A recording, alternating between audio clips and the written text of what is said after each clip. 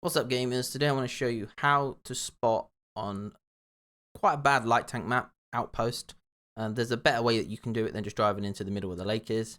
So if you do like the video, give it a like. Don't forget to subscribe and go down below and tell me any other map that you want to try and get me to do how to spot on, or what I would do on that as a light tank.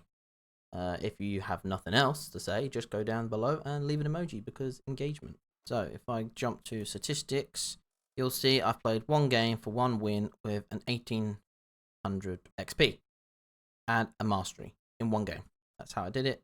Let's see how we have it set up. We have the CVS in the slot to give it the extra bonus to moving vehicles or camo behind foliage. We'll then have low noise exhaust because the camo on this tank kind of does suck a little bit. And obviously coated optics for the extra view range. We've only got 34.81 stationary camo, so we don't have that 36% that you do want to be unspotted at 50 meters while not moving, even with CVS. Now, the tank I have is completely stock, well, via the radio, which I've clearly got it unlocked on, the heavy tanks. That'll be why. But this is a stock gun, and this is the upgraded gun. They're only a little bit better on the penetration, 5 pen, but the DPM this tank can do is 2,267 with the upgraded gun, 1.9 with the stock gun. So it's not a huge amount of difference. 380 meters view range as stock. Upgrade it 400. So it has massive view range. There's 400 as a base.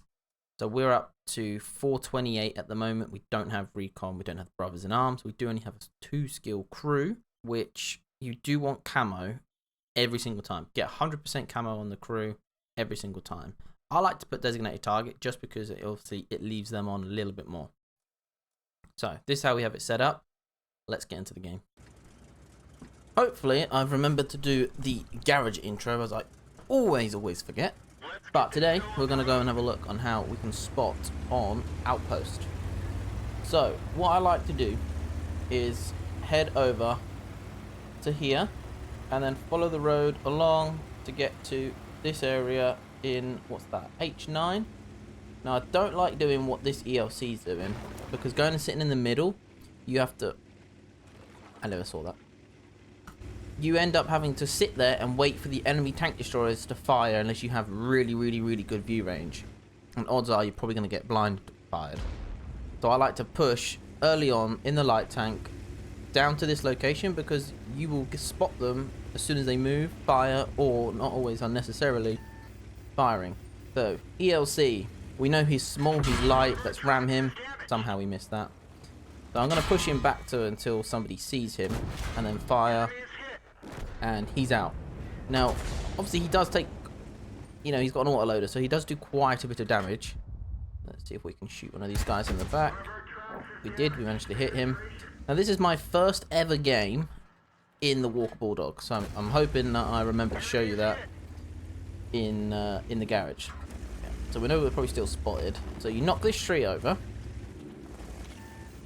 wait for you to get spotted, get unspotted obviously, but as you go up you're close enough to break their camo. You'll be able to spot them behind the bushes, whereas where that ELC is sitting, their camo can be good enough that you're not going to spot them until they fire, and then vice versa for your team. So in the end you end up having a stalemate, and if you're losing the heavy tank side like we are, they're just going to push in behind you and you've had a stalemate where it's just waiting for their TDs to get impatient to fire, then they're spotted, and then you just try to trade off, and then they get spotted and then you dip off the hill. So you just peek up. They shouldn't be able to spot you. They might do, but I found out that I haven't been spotted, and I'm below 36% camo on this tank, as it doesn't have the best camo rating. But this is a completely stock Walker Bulldog. Okay, so we see the Walker Bulldog pushing us. I believe that's the Black Dogs. That's the German version of this tank as a tier 8 Bond Premium. So for standard, as a standard gun on this tank, it has 175 pen, 170 average damage.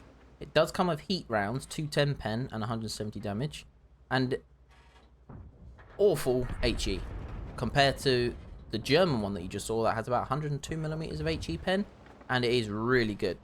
I have a little bit of a heartbreak with that tank actually in a game, so I might make a video on that. I did it just before Christmas actually, so quite a while ago now. Okay, I tried to tell him to come back, but he's not interested in listening. But obviously, if you can spot here, the people that are behind you can support you. You can clear them out, and then you can push up into their base, which is what I do in the end.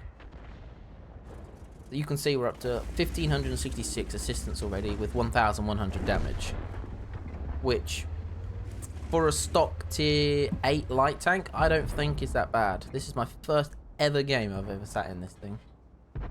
I'm unsure whether I could pen this, because we give it a go. Still missing. Okay.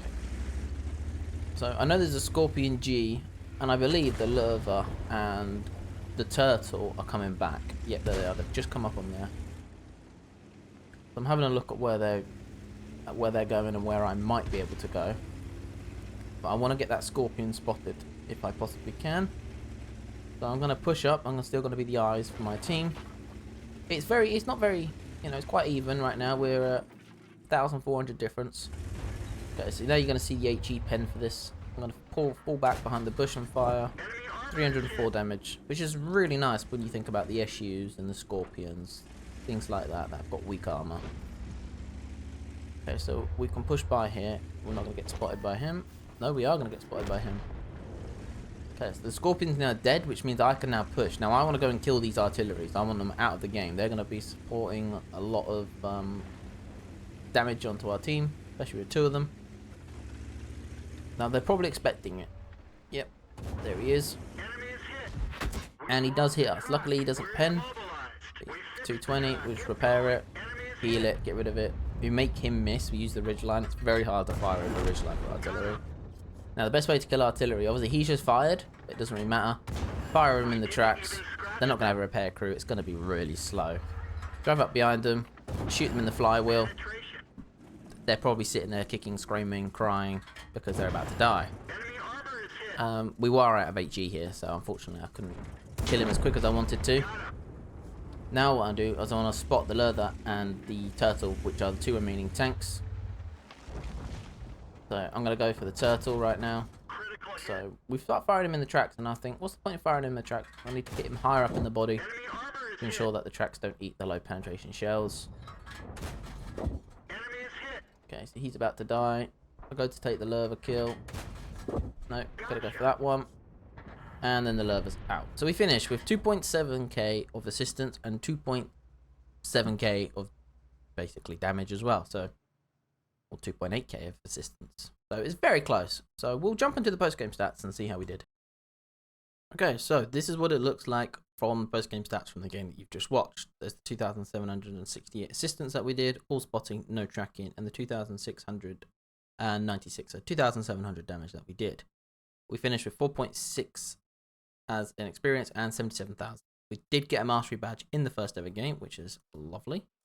We come top on XP, we get 3 kills, and we come second on damage, below a T34, which, that's pretty high for damage for a light tank in any game. And obviously we get the Pescucci's medal for killing 2 artillery.